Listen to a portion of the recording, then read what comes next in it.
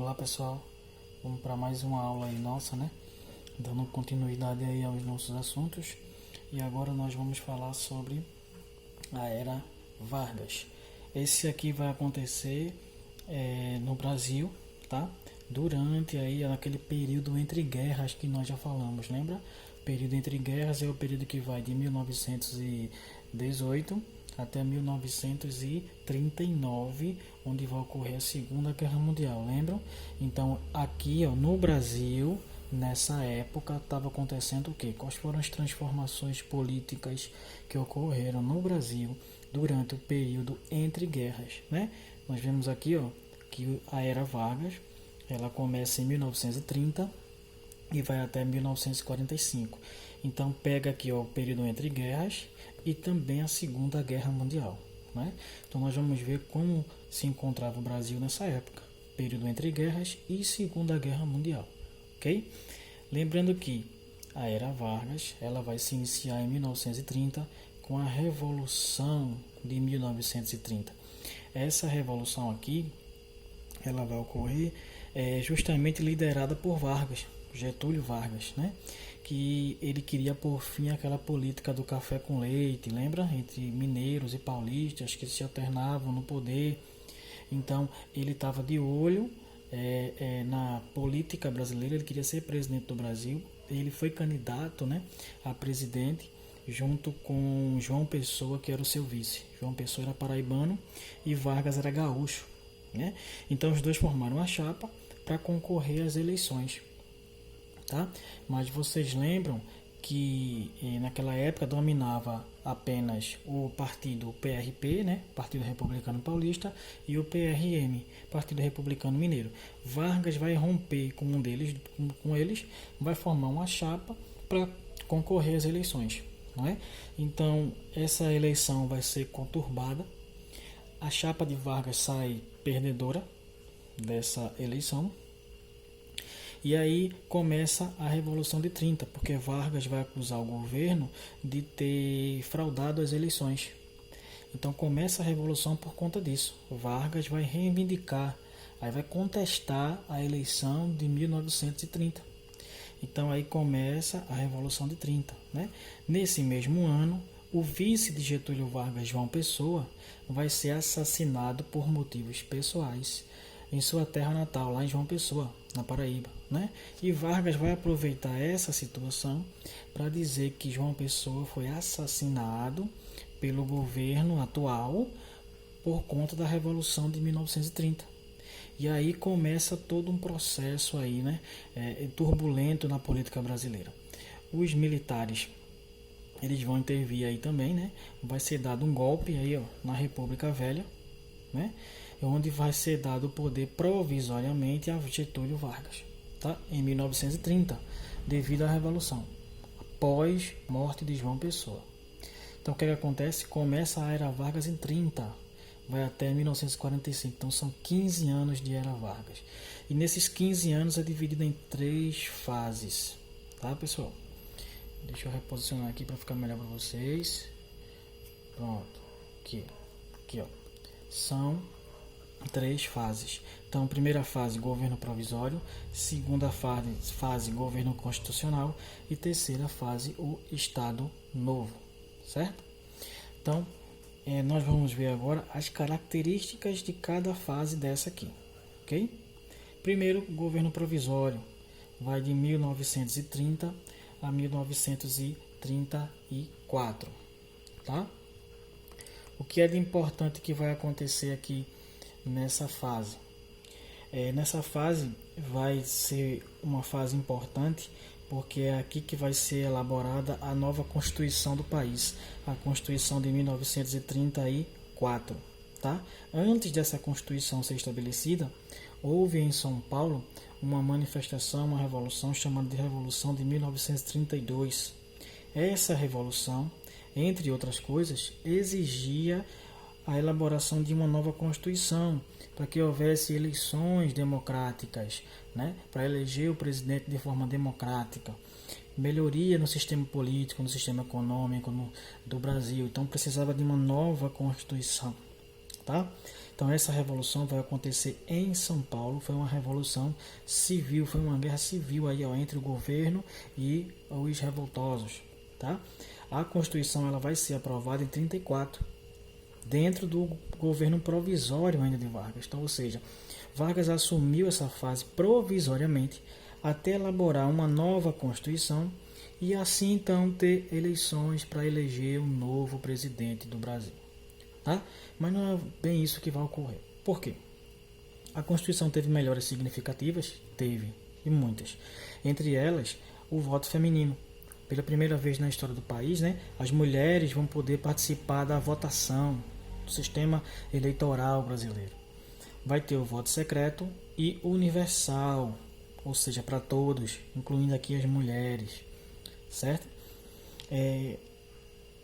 Porque não foi bem assim que ocorreu. Na Constituição, nessa primeira aqui, previa que o primeiro presidente, após essa eleição, essa Constituição ser estabelecida, deveria ser eleito pelo Congresso Nacional, né? O Congresso deveria eleger. E aí o Congresso vai eleger quem? Vargas, né? Então, começando assim a segunda fase, tá? Nesse governo provisório aqui também vai surgir dois partidos aqui, ó. O AIB, Aliança Integralista Brasileira, e a ANL, Aliança Nacional Libertadora, tá? Esse A e B aqui eram partidos que tinham características do nazifascismo, tá? E esse partido aqui era ligado ao governo Vargas, era o partido do governo. A ANL, Aliança Nacional Libertadora, tinha características socialistas. Aqui tinha parceria, por exemplo, com a União Soviética, certo? Então aqui, ó, A e B pertencia ao governo, a ANL era a oposição, A e B partido nazifascista, a ANL partido socialista, ligado à União Soviética, certo? Então, durante o governo provisório, o que de mais importante a gente pode destacar é essa Revolução de 1932, que ocorre em São Paulo, e a Constituição de 1934, que vai trazer, por exemplo, o voto feminino pela primeira vez. E o surgimento de dois partidos aqui, ó, um da situação, né, e outro de oposição, certo? Preste atenção que, devido a esse surgimento aqui, essa crescente desse partido aqui da Aliança Nacional Libertadora, né, vai gerar um golpe onde vai ser instituído aqui depois o Estado Novo, que eu vou chegar lá já já. Durante o governo constitucional, Vargas assume aqui, mais uma vez, né, porque ele foi eleito aqui, lembra? Pelo voto indireto aqui, né? Foram os senadores, deputados que elegeram ele para ser o primeiro presidente dessa fase aí. Então começa agora o governo constitucional. Nesse governo constitucional, o que podemos destacar de mais importante é que vai surgir um movimento aqui, ó, que é chamado de Intentona Comunista.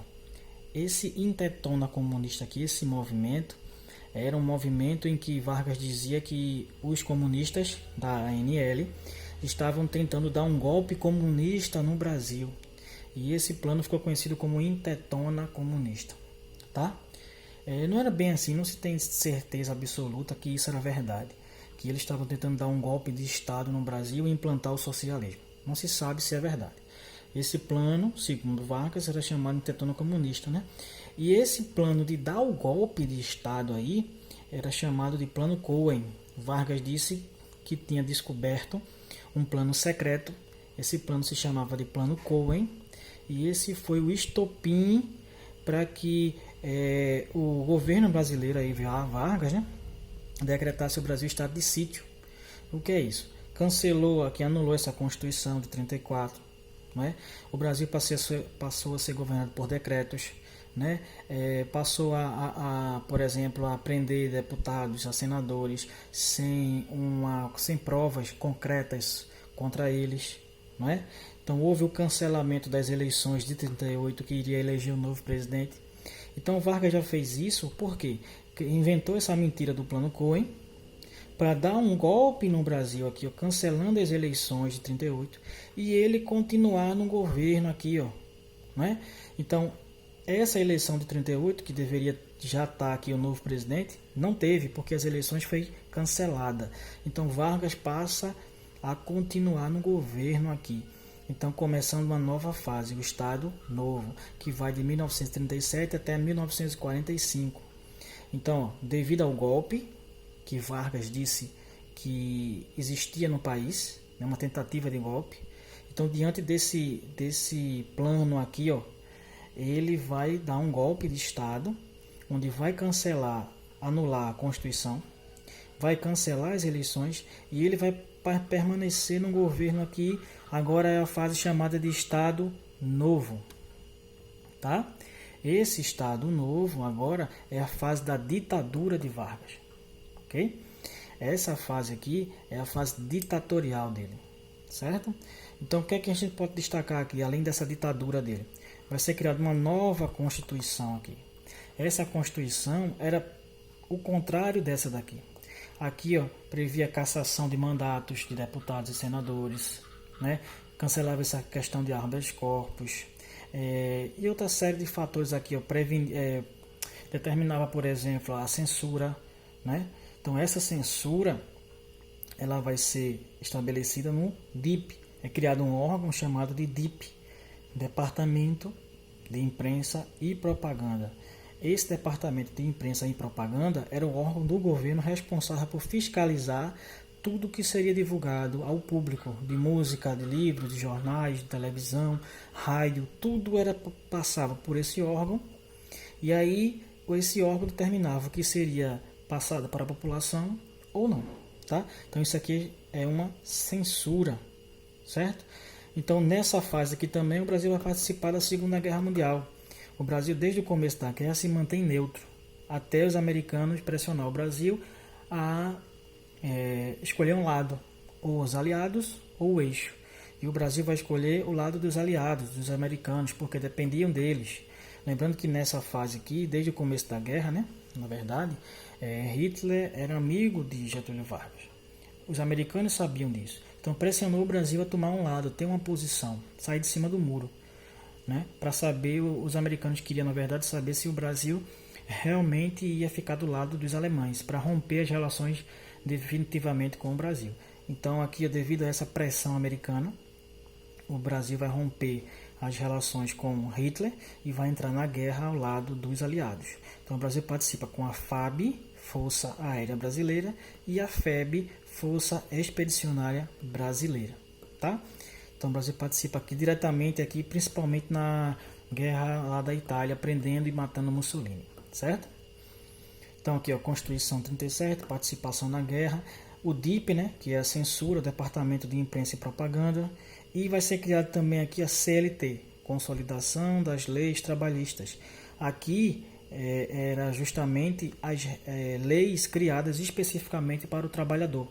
13º salário, férias remuneradas, carga horária determinada, ser remunerado por hora extra e por aí vai. Tá? Então todas as leis trabalhistas estavam aqui dentro. Era uma espécie de uma constituição voltada para o trabalhador. Tá? Então também vai ser criada aqui, ó, CSN, né? A Consolidação Siderúrgica Nacional, né? Que aqui esse órgão aqui vai incentivar a construção de indústrias no Brasil, indústrias ligadas à mineração. A principal delas vai ser a Vale do Rio Doce, né? Uma das maiores mineradoras do mundo atualmente e que não pertence mais ao Brasil. Ela foi privatizada na época do governo de Fernando Henrique Cardoso. Tá? Então, as principais características das fases é justamente essa. Aqui eu já fiz um resumo para vocês, tá? Governo provisório, Revolução de 32, a nova Constituição que deu o voto feminino, certo? O governo constitucional, que vai ter o plano Cohen, né? Que Vargas disse ter um plano comunista no país que iria dar um golpe comunista, então vai cancelar as eleições, ele vai dar um golpe aqui, vai continuar no governo, começando o Estado Novo. Aqui vai ter uma nova Constituição, a participação na guerra, vai ter a ditadura de Vargas, a censura dele e a consolidação das leis trabalhistas. Certo, pessoal? Então aqui está o resumo das 3 fases do governo Vargas, tá? Então até a próxima aula, se Deus quiser. Fico com Deus.